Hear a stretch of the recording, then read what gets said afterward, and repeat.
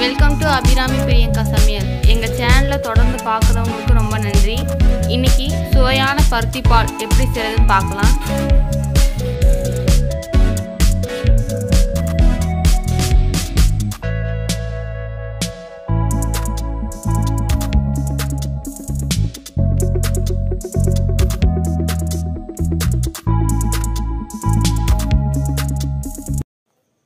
பருத்தி விதையை நல்லா 3-4 தடவை கழுவிட்டு அதுக்கப்புறம் 12 மணி நேரம் ஊற வச்சு எடுத்து வச்சுருக்கோம். ஊறினதுக்கப்புறம் நம்ம 3 தடவை கழுவி எடுத்து வச்சுக்கலாம்.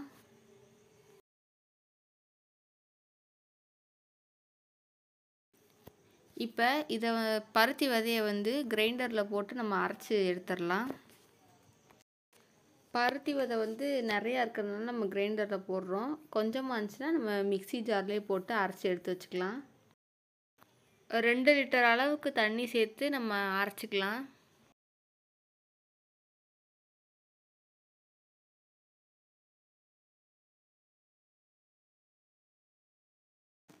இதில் அரிசி மாவு கொஞ்சோண்டு சேர்த்து நம்ம அரைச்சி எடுத்துக்கலாம்.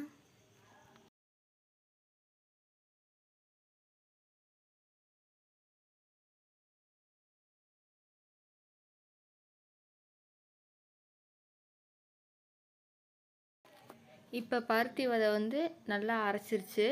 இதை நம்ம ஒரு பாத்திரத்தில் மாற்றிக்கலாம். கொஞ்சம் கெட்டியாக இருக்கிறதுனால தண்ணி கொஞ்சம் சேர்த்து அதை அரைச்சி நம்ம எடுத்துக்கலாம். இப்போ ஒரு பாத்திரத்தில் எடுத்துக்கலாம்.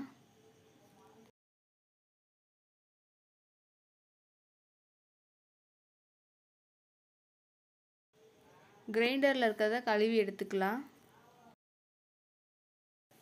அதையும் நம்ம அரைச்ச இதில் அந்த தண்ணியை சேர்த்துக்கலாம்.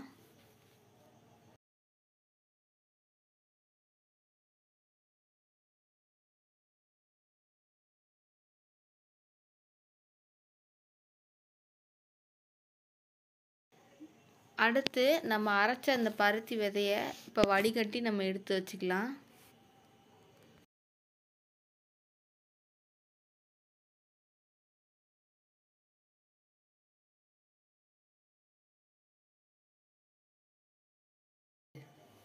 இதே மாதிரி எல்லாத்தையுமே வடிகட்டி எடுத்து வச்சிடலாம். இப்போ நம்ம முதல் பாலை வடிகட்டி எடுத்து வச்சுருக்கோம். இப்போ பால் வடிகட்டினது போக சக்கையை நம்ம வச்சுருக்கோம். இந்த சக்கையில் தண்ணி சேர்த்து நம்ம 2வது பால் எடுத்துக்கலாம். தண்ணி சேர்த்ததுக்கப்புறம் நல்லா மிக்ஸ் பண்ணிக்கலாம்.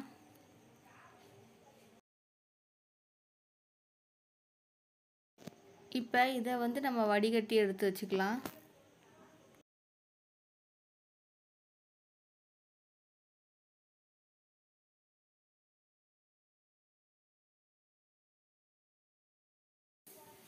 இப்போ வடிகட்டியாச்சு. இது 2வது பால், இது முதல் பால். வடிகட்டினதுக்கப்புறம் இருந்த சக்கை. இப்போ நம்ம வடிகட்டி எடுத்து வச்சிருந்த பாலை நல்லா நெருக்கமான ஒரு ஜல்லடையில் நம்ம வடிகட்டி எடுத்து வச்சுக்கலாம். இந்த பருத்தி பால் செய்கிறதுக்கு மொத்தம் 5 லிட்டர் அளவுக்கு தண்ணி தேவைப்பட்டுச்சு.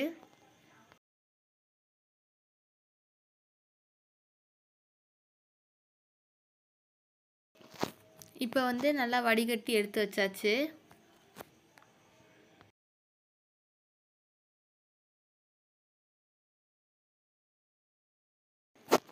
நாட்டு சக்கரை ஒரு 3/4 கிலோ நம்ம எடுத்திருக்கோம். இதில் கொஞ்சமாக தண்ணி சேர்த்து பாகு காய்ச்சிக்கலாம். நாட்டு சர்க்கரையை சிம்மில் நம்ம காய்ச்சிக்கலாம். இன்னொரு பக்கம் பருத்தி பாலை இப்போ நம்ம காய்ச்சலாம்.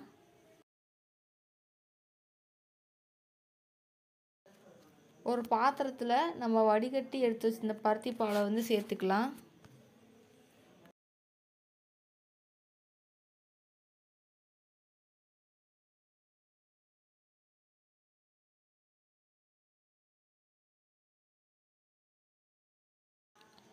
சுக்கை தட்டி எடுத்து வச்சுக்கலாம். சுக்கை தட்டினதுக்கப்புறம் இதை 3த்தையுமே அரைச்சிக்கலாம்.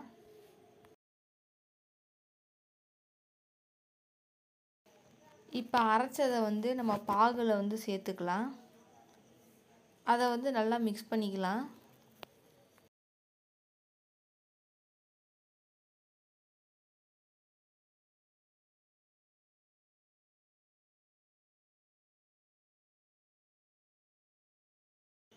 பருத்திப்பால் வந்து கொதி வர்றதுக்கு 15 நிமிஷம் ஆச்சு.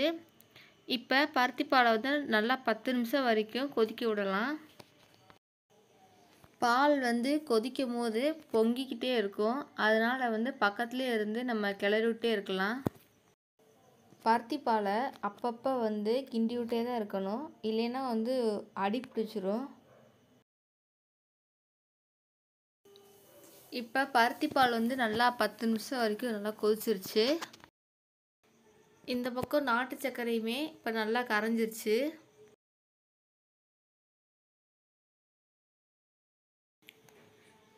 தேங்காயை அரைச்சி பால் எடுத்து வச்சுக்கலாம். தேங்காயை இந்த மாதிரி வடிகட்டி சேர்க்கும் போது அந்த தேங்காயில் இருக்க நிறநறுப்பு வந்து குடிக்கும் போது நம்மளுக்கு வராது. இப்போ நம்ம நாட்டு சர்க்கரையை வந்து இதில் சேர்த்துக்கலாம். இந்த மாதிரி வடிகட்டி ஊற்றுறதுனால அதில் இருக்க சுக்கு, இந்த தூசி இது எல்லாமே ஜலடையிலே நின்றுக்கிறோம்.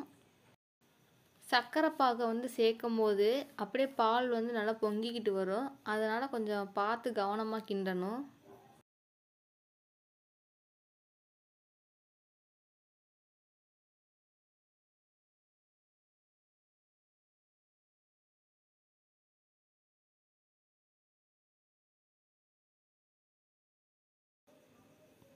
அடுத்து சிறிதளவு உப்பு சேர்த்துக்கலாம்.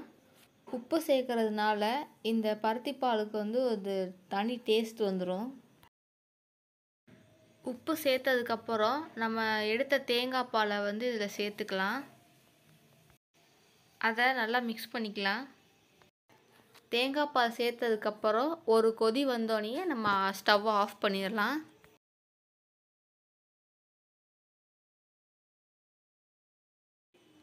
பருத்திப்பாலை பரிமாறும் போது ஒருக்க நல்லா மிக்ஸ் பண்ணிவிட்டு தான் நம்ம பரிமாறணும்.